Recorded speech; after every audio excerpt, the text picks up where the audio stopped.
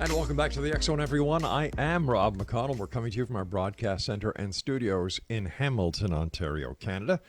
And to one and all in the United States, in Canada, and around the world, a happy Labor Day weekend to each and every one of you.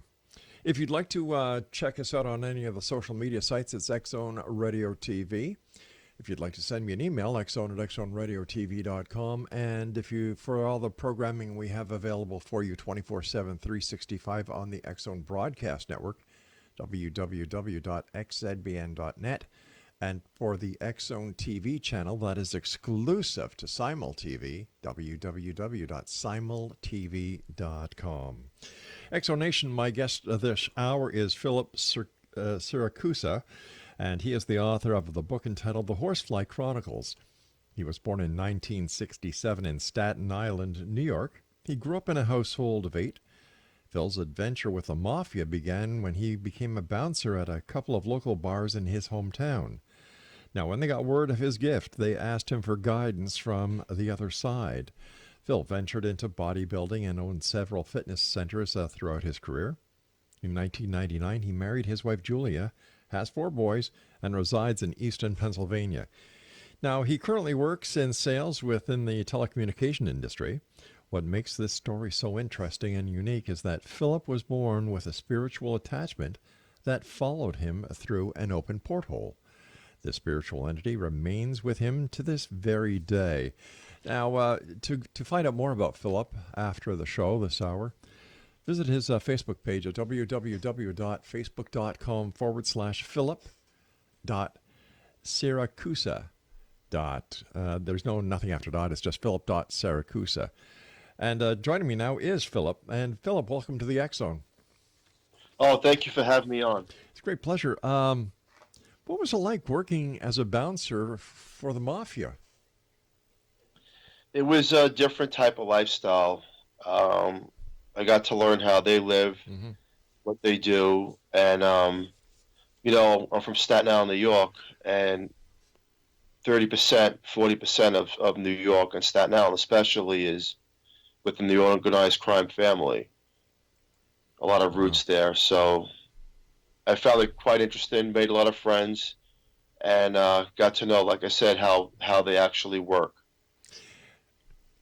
I think a lot of people listening tonight have a Hollywood idea of what that family life is like after watching The Goodfellas with Ray Liotta and who else was in that? Robert De Niro and other movies. How far from the movies were the actual lives within those families? Not far at all. No way. Now you were born with a gift or an attachment. Can you tell us about that? So, the Horsefly Chronicles is my life story.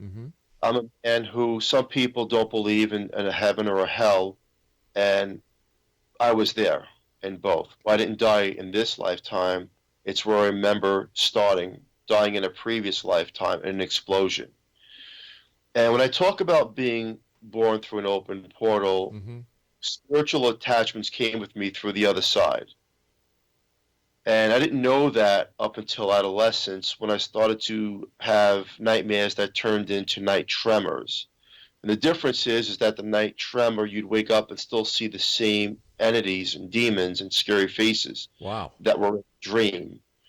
And as I got older, they started to get darker in attachments as far as like the dark shadows.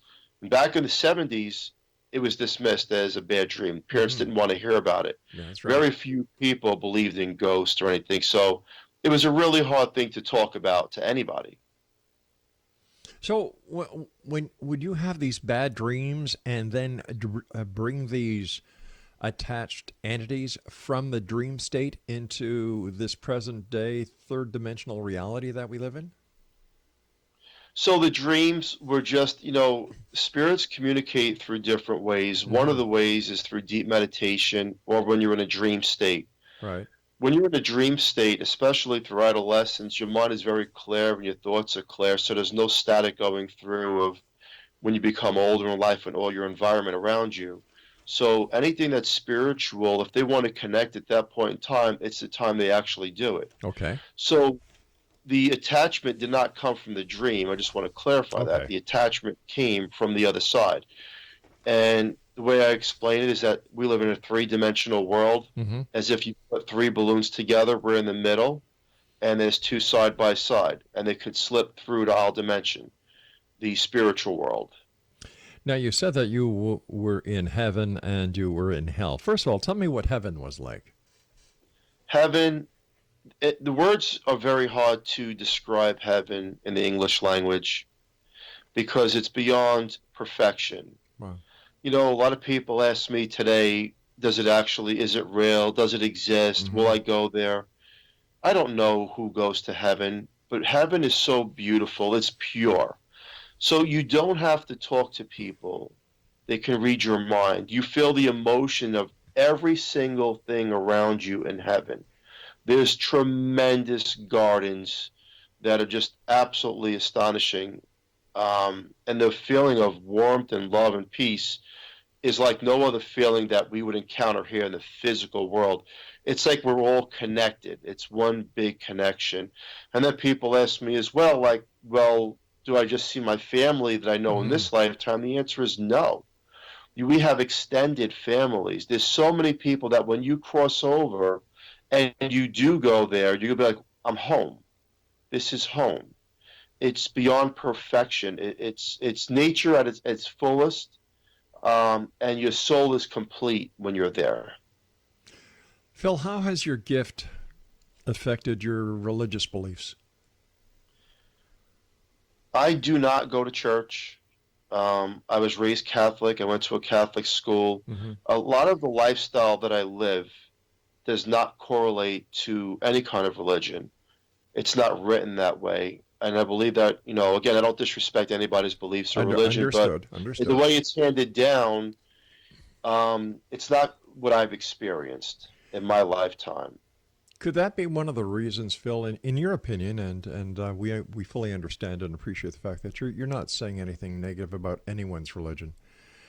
Is it possible that the reason why people are falling out of religious philosophies these days is because there are so many varying reports from people who have crossed over or those who have communicated through mediums, totally different than the way that we have been taught to believe in theology. And theology has stayed in the past and society has progressed.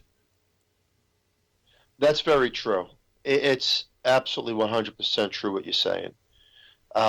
When we hear about people crossing over, going through the tunnel and the light, and it's not their time, it's all different than the way it's written. And again, the simplest of words can't explain it, but heaven does exist. It's not somewhere that's within the physical world. It's another dimension that you slip through. And when you're there, your soul takes the perfect shape and who you really are. We change. It's energy. And you see yourself as a very pure, loving person and everybody around you. And that's the bright side of my life experience, and there's also a very dark side to it as well. We'll talk about the dark side when we come back from a break, which I have to take in about a minute from now. But quick question, when you were on the other side, when you went to heaven, did you see any of the deities that we are taught that do believe? For example, did you see God? Did you see Jesus? Did you see any other religious leaders? Not at all. No, Not at all. And that's why, again, I have a different opinion on the way people are taught and versus the way it really is through someone's experience. And, you know, people ask me, well, did you ever see God or anything? It's everywhere. That's the best way I could describe it. It's this higher energy is everywhere, and it knows everything about you. You're connected to it. You don't have to see it; you can feel it. You're all one, part of the greater being. We have to take our commercial break. Please stand by, Philip. Thank you so much for joining us on this Labor Day weekend. And Exo Nation, speaking about seeing God, today Sir Paul McCartney of the Beatles said that he met God during a psychedelic trip. Wow, there you go. from Paul's ears to God's ears, I guess, and still we don't know. There's still that controversy and that conspiracy theory that Paul is actually dead. And I guess Elvis Presley is working at a gas station somewhere in Texas. We'll be back on the other side of this break as we continue here in the X Zone from our broadcast center and studios in Hamilton, Ontario, Canada.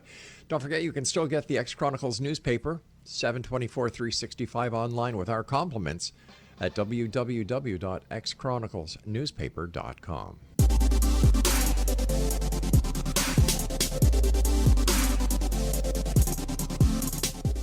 Exonation, Philip Siracusa is our special guest for this hour. His Facebook page is facebook.com/Philip.Siracusa. And we're talking to Philip about his new book entitled The Horsefly Chronicles. Philip, you told us what it was like in heaven. What was hell like? Hell, again, is the way it's written and the way it really is two different things. It's everything that can be incomplete, unsatisfactory, and the most painful place to be. It's complete darkness, evilness. And people ask me, well, if you've experienced hell, what does it look like? And I can describe it as well. Hell looks like the inside of a volcano. Right. It's absolutely tremendous. There's hundreds and hundreds of levels with cubbies. What do demons look like? Our fears. And that's how Satan plays off of us. It's the fear that everybody has a different fear, and that's how these demons transform themselves to terrorize us, bring fear to us, intimidate us, and bring pain. Why did you go to hell? When I was in heaven, I was running through fields. I remember this girl with blonde hair and blue eyes, very angelic. And we stopped abruptly, and she looked at me and says, "You have to go, but I will come back for you." And I says, "Go where?" And in a flash, in a blink of an eye, I was completely pulled into darkness, as if I was no longer in heaven. And all the love and the feeling of warmth and happiness I had was gone. And now I just took in pure evilness. I was null and void and scared. But she knew where I had to go. So people ask me, well, why hell? Yeah. You know, I'm not a psychic or a medium, but I'm a person who's, I would say, a messenger to others. You know, the life that I live is very, very difficult, but yet I'm helping people get through their things as well. Hell is just pure evilness, and yes, it does exist, but it's not exist in the way it's written. So do you think, or do you believe, that you were given the experience of going to heaven and then going to hell in order to set the record straight, so to speak, through your Horsefly Chronicles? Some people have different types of experiences. You know, people ask me, well, if they really exist, are these entities still present within your life? And the answer is yes. You know, that's what the Horsefly Chronicles is based off of, this whole thing. A person who's transformed from heaven to hell and then being born and remember being born and started to have the tremors and the fears and starting to see these things as dark shadows, which were negative entities, only to come into my lifetime. And there's a balance that you try to go through, a mental and physical balance when you're dealing with these things. So would it be safe to say that the experience that you had in heaven and then in hell were from past lives? Yes. Okay, now what did you do in that past life that brought you up to heaven? And then what was it in another past life that you did that was so wrong that put you in hell? That's a very good question. And the only part of the past life that I remember before being pulled into heaven, right? I was Indian.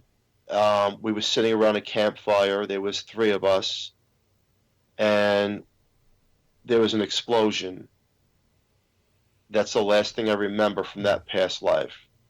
And it's as if there was some kind of a bomb that went off, and then we were all dead. We just all crossed. That is the last part I remember of that past life before being transmitted to heaven. Okay, so it was after your existence on this plane. Yes. That you, as a Native American, that you went to heaven. So what happened so bad in the next incantation or the next life that you led here that put you in hell? Whatever it was that killed me, for some reason I was brought to heaven, and then hell, as a testament to me to see how I'm going to live in this lifetime. I see. I Okay. believe. All right. So so it was during this last lifetime that you led before this time that you had the experience of heaven and hell after being blown up as a Native American. Yes. Okay. Now, did you have constant recall of these lifetimes, or was there regression hypnotherapy involved? Not at all. In fact, I had asked people throughout years if they could bring me back, but no one would do it. People were afraid to get involved with bringing me back because of what's going on here in my life. They feel like some of these attachments might follow them. So it hasn't been done. The only memory that I have of that past life was the explosion at the very end and who I was, and seeing different psychics when I was young and going through the life I was living. Yeah. I was trying to get answers, and they said I was a very bad person. Why do you think you were pulled through the porthole in the first place? Well, we all go through this. I can explain it all, how this all works. Okay. This transformation to every one of us, how this works. And again, there's no disrespect intended, but this is what I've been through. We understand. People talk about this light that they go to, this tunnel of light, and they get sucked in very, very quickly. It's like a wormhole. It's like a vacuum cleaner hose. You feel like you're getting sucked in very fast. Right. When you're sucked in, this is the portal taking you from one dimension to the other. Now I talked in the beginning of the show about the 3 balloons we're in the middle. Okay. And it's one on the left and one on the right. So you're getting pulled to another dimension. Each balloon is a dimension. You're getting pulled through it. And heaven and hell are different dimensions as well. You get pulled through these different channels. And it depends on the life that you live. Some people, I believe, through my experience, if you lived a very vicious, hateful life and a life of crime, that you're probably not going to go to heaven. You're going to deal with the consequences that your soul has encountered here. And it's going to be it's very bad and grim. In the spiritual world, when you cross over, there's no time. It does not exist. We made up this time. The only thing I had when I was in hell, the only thing was fate, that I would get out of there. And at the last part of hell that I did remember that I want to share, because it's very important, is I remember this pinhole of light coming from this lookalike volcano. It was a small light. And I was like, it's just impossible to reach me. But it slowly came to me and reached me and started to pull me in. The portal, the vortex, Right. however you want to label it. I call it the light of God. It's a higher energy light where it brings you in and then pulls you through very, very, very quickly. And then you start to have this remembrance and your feelings, and you take back everything that your soul had gained from a past lifetime. Do you fear death? No, we never die. And I could share that with the world, is that there was no creation and there will be no end. There is no beginning. We never truly die. It's just the transformation of energy that we go on through different lifetimes. That's how it works. And people ask me, well, if you went to heaven, why would you be back here again? Yeah. Again, some people, there's not an answer for everything, because it just doesn't exist. But the only answer is the life that I live and the people that I'm helping and what I'm going through, I'm more of a messenger to teach people that these things do exist, and there's also a battle going on between good and evil. So it sounds as if the higher the better life you live, the higher your vibration is. The less of a good life that you live, the lower your vibration is. If you have a high vibration, you go to heaven. If you have a low vibration, you go to hell. Am I right? Yes, this is how it works. If you fill up a glass of water and you were just born, and there's a glass of water there, everything that you do bad, a little bit of that water comes out of that glass. Right. Everything throughout your lifetime, whether you live to be 1 year old, 1 month old, you don't know any better. You're pretty much going to go back if you did cross to heaven. If you lived a lifetime and you've done a lot of bad things, that water becomes depleted, and that's your soul. And once your soul is depleted, there's no more higher vibration. There's no more this colorful aura around it. It's gone. It's finished, and it gets pulled into, it's vulnerable, and it gets pulled into darkness. But I want everyone to understand that it's not forever. That's very important to understand, that we measure things through time, but time does not exist, and there is no forever. It may feel that way on the other side, but it doesn't exist like that. Philip, stand by, my friend. You and I have to take our news break at the bottom of the hour. In X Zone Nation, Philip Siracusa is our special guest, and his you can find him on Facebook. And the name of his new book is entitled The Horsefly Chronicles. And Philip and I will be back on the other side of this break as the X Zone continues around the world from our broadcast center in Hamilton, Ontario, Canada, on the X Zone Broadcast Network, Talkstar Radio Network, Mutual Broadcast Network, iHeartRadio, Xena FM, Simul Radio, and Simul TV. I'm Rob McConnell. Don't go away. Explanation, Philip Siracusa is our special guest this hour. You can find him on Facebook. The name of his book, The Horsefly Chronicles. And Philip, what was it like growing up as a teen and as an adolescent, having these spirit attachments with you? So back in the 70s and early 80s, through adolescence, then the beginning of teenage years, the dark shadows that I talked about that transpired from night tremors, I would see them fly by really quick, but back then I would think that it was bad lighting in the home. Sure. I wasn't paying much attention to it as a teenager up until I started to hear voices that came from nowhere. And when that started to happen, I started to feel this negative energy around me, this suppression, this like you're walking through a fog after a rainstorm, very, very staticky, and you don't feel right. But that's when these things start to come around, these spirits, entities, whatever you want to call them, and they know everything. The spiritual world is way, way ahead of us, and they kind of know what we're going to do before we actually do it. And going through that was very hard because I tried to talk to my parents or family about that, and it got dismissed, and talked to friends and, did you see that shadow, or do you hear anything? And most people didn't hear anything. But luckily, at the age of 19, I had a friend whose mother was a psychic that worked for the police department. And I says, I need to talk to your mother. And I was telling her what I was going through. And she says, well, come over the next weekend, and I'll have a Ouija board, and let's see what's following you. Now, she doesn't know my family or anybody, and I went to the home, and she's doing the board, and she says, don't touch it. I'm going to do this and see what's going on with you.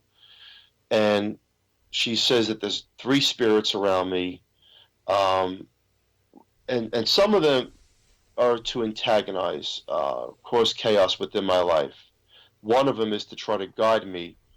And she was explaining that people that were in my lifetime that died in this physical lifetime are trying to talk to me, to give me messages to give other people, aunts and uncles. And I'll never forget that she came up with these names that were 100% on. And I was enlightened by that. I was 19 years old, and I remember telling my Aunt Mary, I says, Uncle Jerry came through the board, through a psychic, and he says, if you don't stop the smoking, you're going to wind up where he is. And she went into detail with that, and I did tell the aunt, and she was touched by it. You know, she was like, how do you connect with that?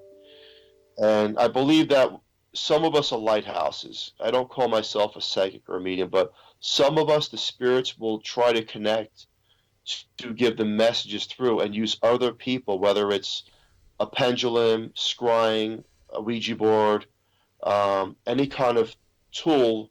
And if there's enough intent, they can get through a little bit stronger, the spiritual world. And after that point, I think that the lighthouse that I was partially became a full light, where the spirits knew that they could actually communicate with me. What are some of the messages that you have received, and who are these messages for? Some of the messages I received were pure evil. They were here to ruin my life.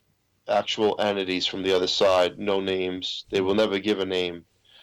And I remember having a couple of other psychics get involved trying to communicate, but it just got very bad where these entities would make people get sick, ill. They wouldn't feel right. They'd have to stop the session. And then there was this one spirit named Sarah, who's still with me today, who we met back in the early 90s in Staten Island, New York, through a Ouija board.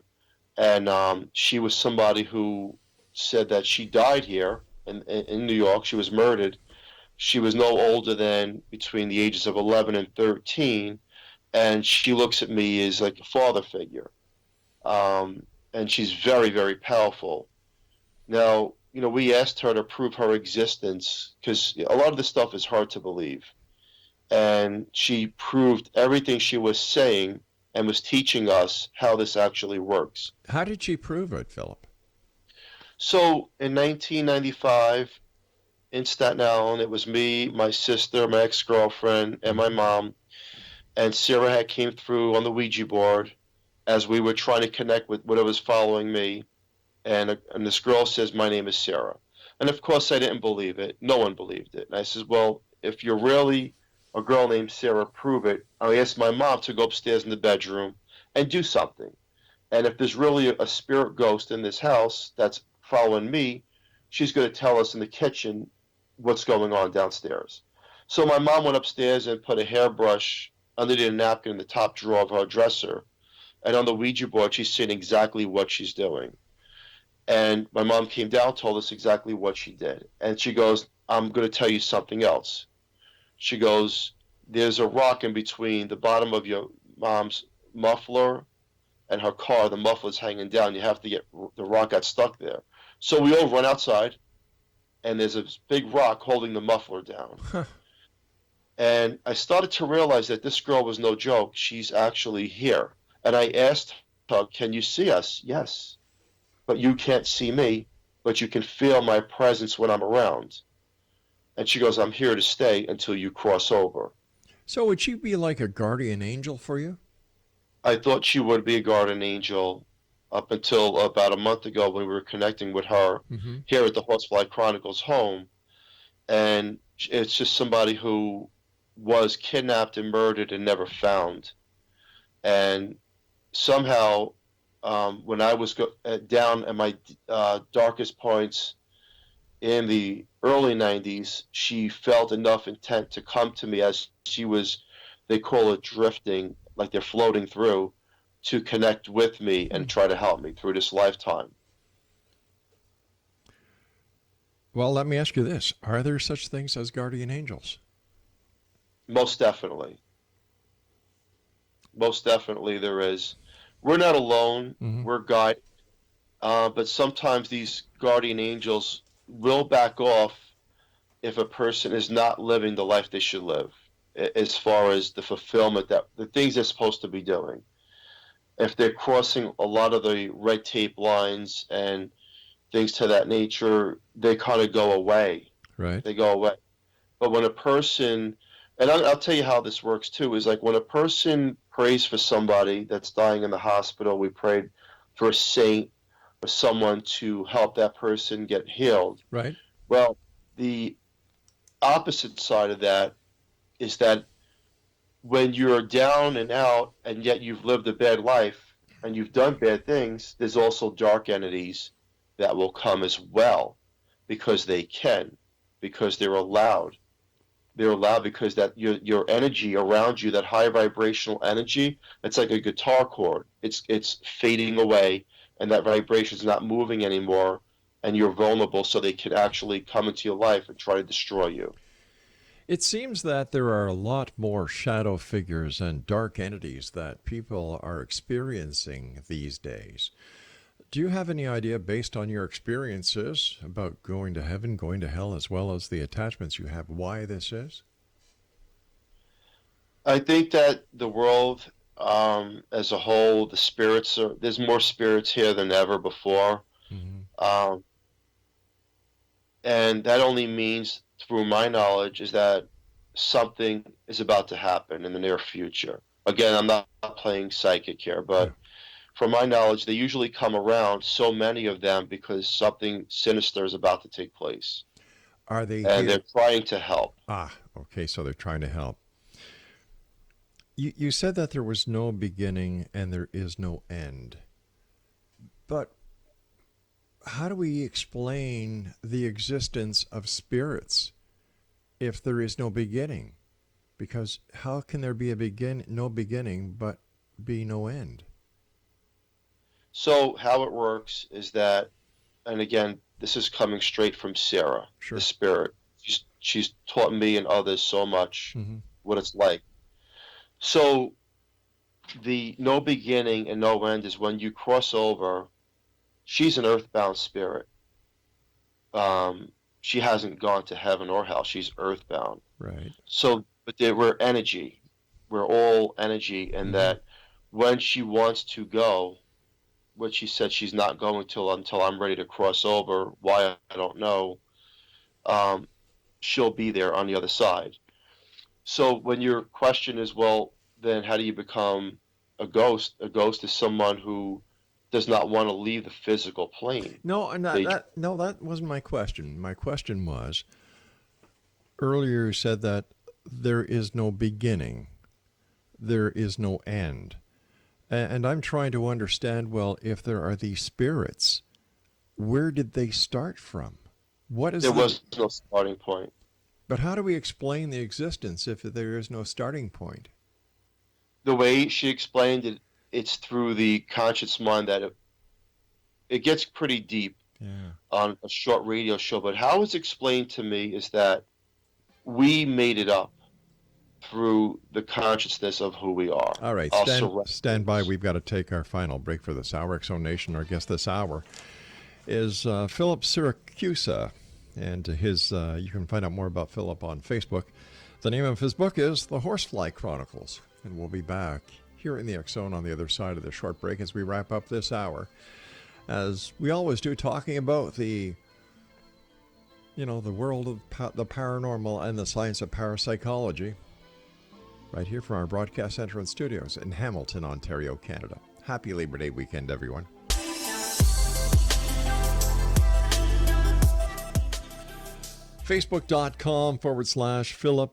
Facebook.com/Philip.Siracusa is his website. His name is Philip Siracusa.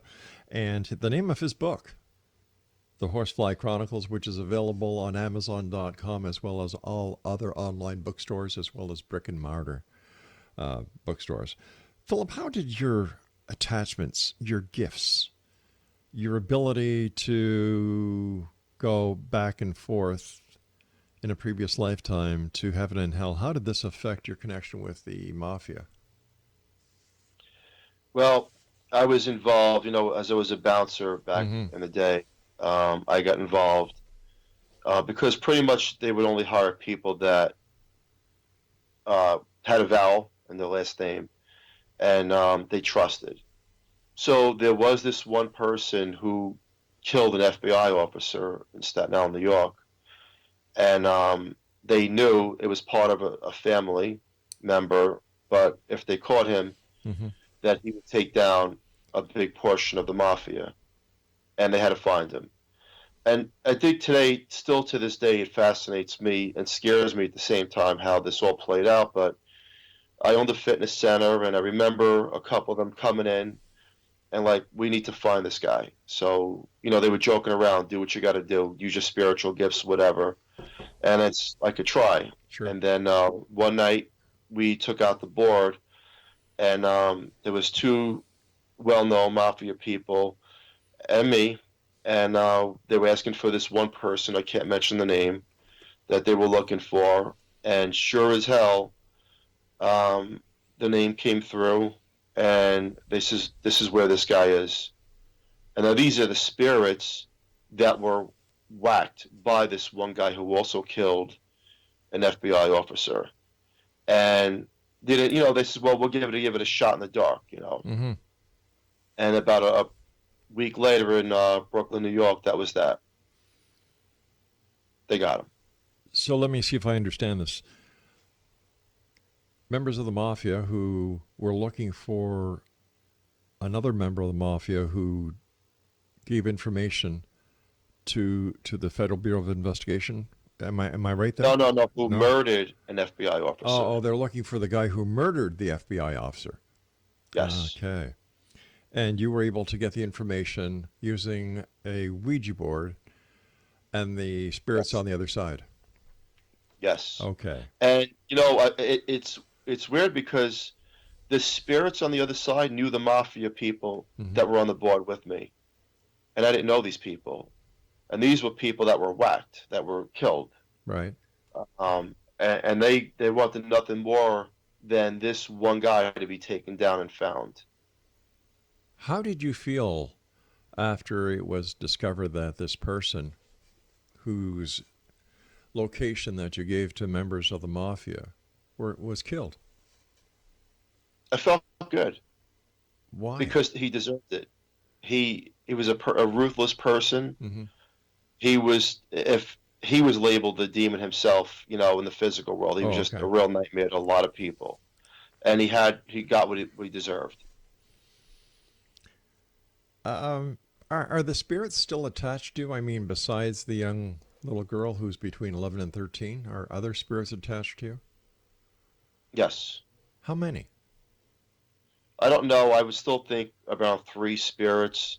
So I want everyone and yourself to know this is that, a lot of the stuff I'm saying right now is sometimes hard to believe, understand, digest how one man can go through these encounters. Hmm. So what I've done in the last 5 years is I brought the best people in the paranormal world to my home in Easton, Pennsylvania, Hmm. to do investigations and communicate with these spirits. And most of them are malevolent. They're very, very dark and evil. A couple of them are okay. They're trying to give answers, where a lot of the other ones are very, very demonic. And again, some people don't believe in demons, and I could tell you straight out, Hmm. they do exist. They don't walk around with horns and pitchforks. They walk around as your fears, and they know how to take you down in a second. And how they take you down is a person who has any kind of alcohol addiction, drug, temper. They will find the pinhole within a person's soul and open it wide open so they could actually destroy you if they want to. And I've seen this happen over and over again. They're very hard to remove. Anybody who claims that they can remove negative entities, I have yet to see it because I've had the best here. And to this day, the only thing that does happen is they come back full force, and they wreak havoc within the family. What the interesting part about the Horsefly Chronicles and the investigations that have been taking place here is that somehow there is a connection now. It's not the same thing, Hmm. but there is a connection between alien and demons. And I don't know why, but we get a lot of these things in code sometimes that have nothing to do with a spiritual voice coming through like a growl. And we're trying to still understand that and dissect that at the same time. All right, let me just roll the time back a little bit. You said that there's a connection between aliens and demons. Most definitely. How do you know that? we had it back about 4 years ago. It was me and an investigator here. We had all the equipment. I was in the living room. We were watching TV, just trying to take a break. Mm-hmm. And then about 5 minutes later, it was 9 o'clock at night. We walked into the kitchen. It's 11:30, and that was impossible. And that happened once. That was impossible. So there was so there was missing time? An hour and a half. So what now when you say you had these investigators, these well-known investigators, which ones did you have at your house? I don't bring up names on the radio Why? for privacy. If they want to, they can actually speak. It's everybody wants their own privacy, but most of the people that you would see on television Oh, have been. okay. And what we're trying to rule out, but yet there's this sequence of there's alien connection, so almost simultaneously, almost not every time, as there is negative entities around, and we're trying to figure that out. One of the best experiences that ever took place at the Horsefly Chronicles home was 2 years ago. We had a team in the basement, and we had a separate team in the backyard. Okay. The team in the basement caught the apparitions of ghosts. The team in the backyard seen something shooting away from over the house. Again, there's some kind of connection going on there, and then when the equipment is used, whether it's an echo box or some kind of EVP session, there's some kind of codes coming through at the same time that there's a growl coming through. So we're trying to dissect that. But I will say, through my encounters and pictures on my Facebook, on YouTube, you type in the Horsefly Chronicles on Google search, you'll see who's been here, and you'll see some of the pictures that look like some of these grays that people have talked about for years. Why do you call it the Horsefly Chronicles home or house? It's got labeled the Horsefly Chronicles because whenever something bad is about to happen, a black fly or a horsefly will circle around when something very, very negative is about to take place. And it's not often. That's where we got the name from. And Chronicles is because it's continuous. This has never came to an end.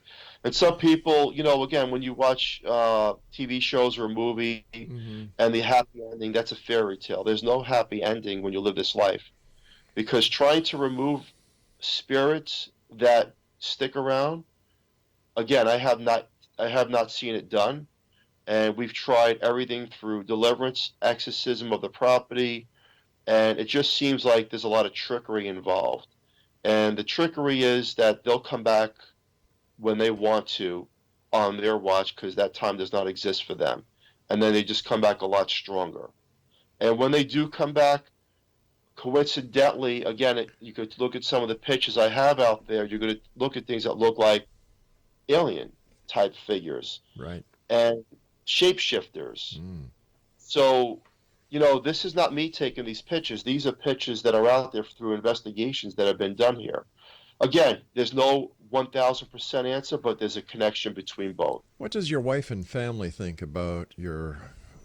Well, my wife goes through it too. This is not an easy place to... But what I'm talking about is, how does she feel about paranormal investigators coming into her home and just, with the children there? Isn't that a little bit disruptive at times? At first, we had no intentions of doing it. Then why did you? Because it was whatever was happening was getting worse.